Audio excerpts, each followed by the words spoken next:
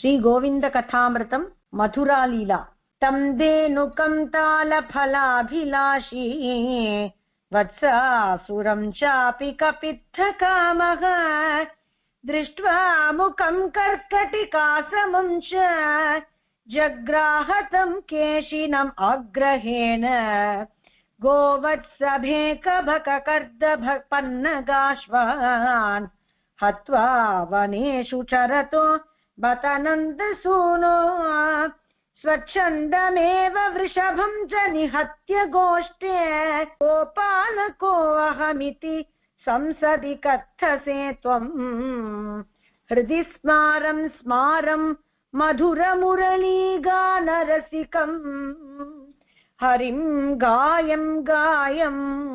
मधुर मधुरं नाम सततम् लुटन् नृत्यन् धावन् पति पति मुहुः पां सुलतनुः कदा बृन्दारण्ये निमिषमिव निश्यामि दिवसान् अर्थार्थिनं चाल्पसुखे विमुग्धम् अपत्रपं नीचपदाश्रयम्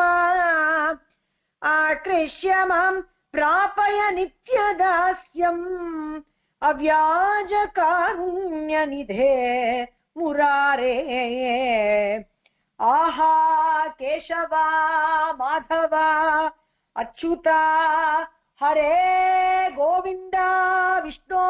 विभो आहा कृष्णा मुकुंदा गोकुलनिधे गोपाल गोपी सखे व्यर्थं जीवनमेतत् अत्र भगवन् त्यक्त्वा च सर्वं स्वयं गत्वा श्रीयमुनावनं त्वयि कदा भक्तिं करिष्याम्यहम् अरिष्टकेश्याद्यसुरान् प्रहृण्वन् अनागते सम्प्रति वासुदेवे अक्रूरमेव प्रजिघाय कंसोऽपि आनेतुमेवं ननु भक्तवश्यम् मार्गेषु लाक्षारसपङ्किलानि पदानि कृष्णस्य विलोक्य भक्त्या श्रीगान्धिनेये लुटति प्रभोः तत्पादाकितं तस्य वपुर्बभूव अक्रूरनाम्ना समुपागतोऽयं क्रूरो विधिर्गोकुलजीवनं नः हृत्वा प्रयाति प्रसभं पुरस्तात् रुन्ध्याम सर्वाः पथि सन्निपत्य समागतोऽयं स्वयमेव कालोऽस्तु अक्रूरवेषेण हि वञ्चयन्नः अक्रूरभावोऽयमिति प्रशान्ताः क्रूरं यमेव प्रवदन्ति सन्तः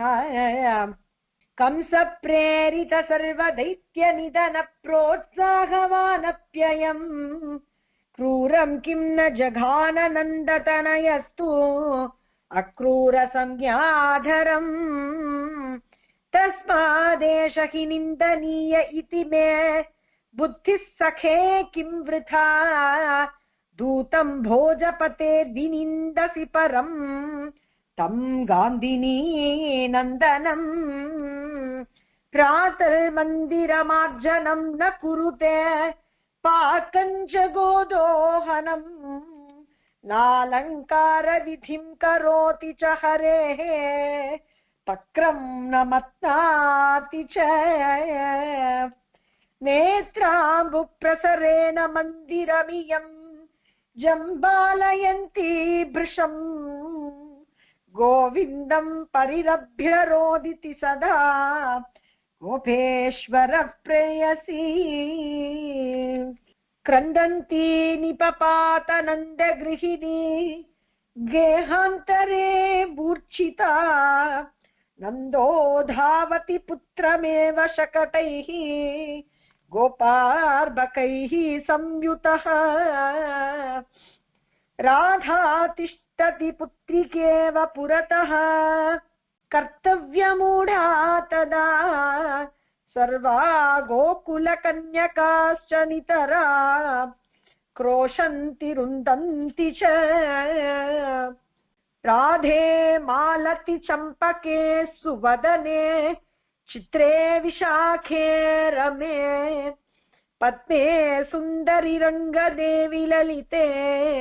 चन्द्रावळि प्रेयसी कालोऽयं दुरतिक्रमो मधुपुरीं सम्प्रापयत्येव मा दुःखं कुरुत प्रियं स्मरत मा आहन्तनीतोऽस्म्यहम् किमद्भुतं दृष्टमिति स्वयं मां प्रदर्श्य रूपं यमुनाजलेषु तदद्भुतं पृच्छसि यन्मुरारे स्थलेऽपि साक्षात् अवलोकयामि मालाकारसमर्चितैश्च कुसुमैः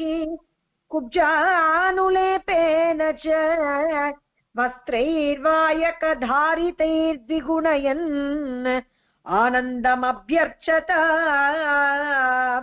ब्रह्मेन्द्रादिसुदुर्लभोऽपि मधुरावीथीमितो गाहते सानन्दं व्रजबालवृन्दसहितः सौलभ्यपूर्णो हरिः कटाक्षमात्रेण हि पुत्रिकापि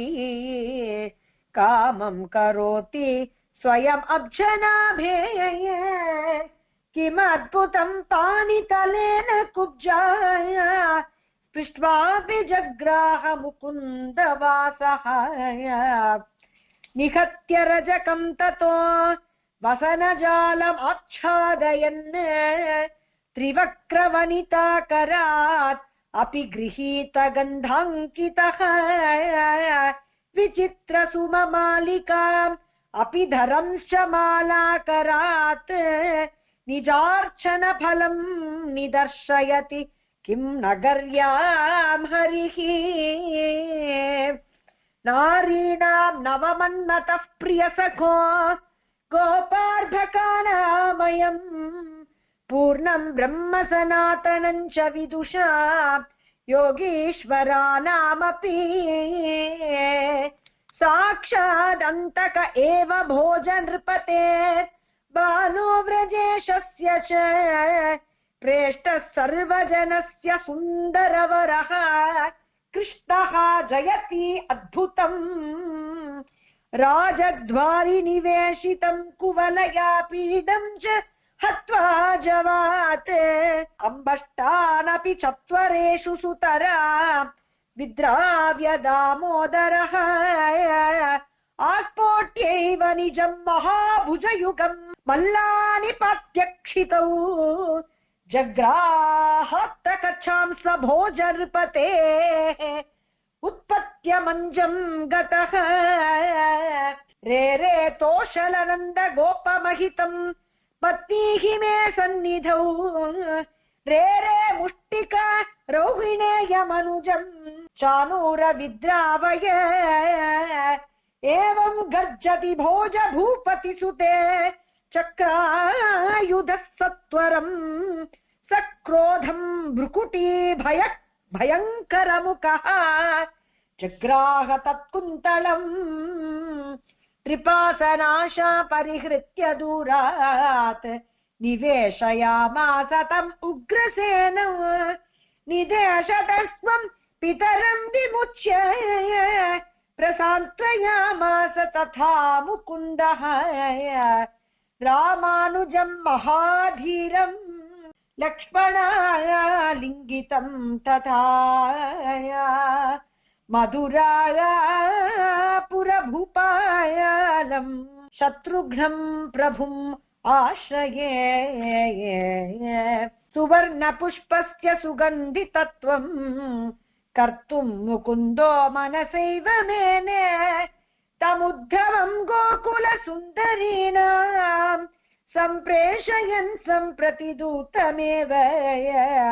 अधीत्य साक्षानिखिलं च शास्त्रम् बृहस्पतिं देवगुरुं समेत्य गोपाङ्गनाना पुरतः प्रणम्य निदर्शयामास विनीतभावम् तत्रागतं सा मधुपं विलोक्य नीलत्पलोलत्वमधुव्रतत्वैः सस्मार कृष्णं प्रियमुद्धवं च तत्सङ्गमात्रेण हि तत्स्वभावम् राधामुखाब्जमधुपं मधुसूदनं च कृष्णाङ्घ्रिपद्ममधुपं च तमुद्धवं साक्षाद् विलोक्य मधुपं कमपि प्रियेण प्रस्थापितं प्रणयकोपवशा भवाशे। श्रीहरये नमः, श्रीहरये नमः, श्रीहरये नमः। गोपिका जीवनस्मरणं गोविन्द गोविन्द।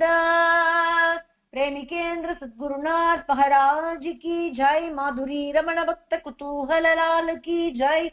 राधिका रमण भक्त कोलाहल लाल की जय। मधुरापुर धाम की जय। वृंदावन धाम की जय। जय की जय।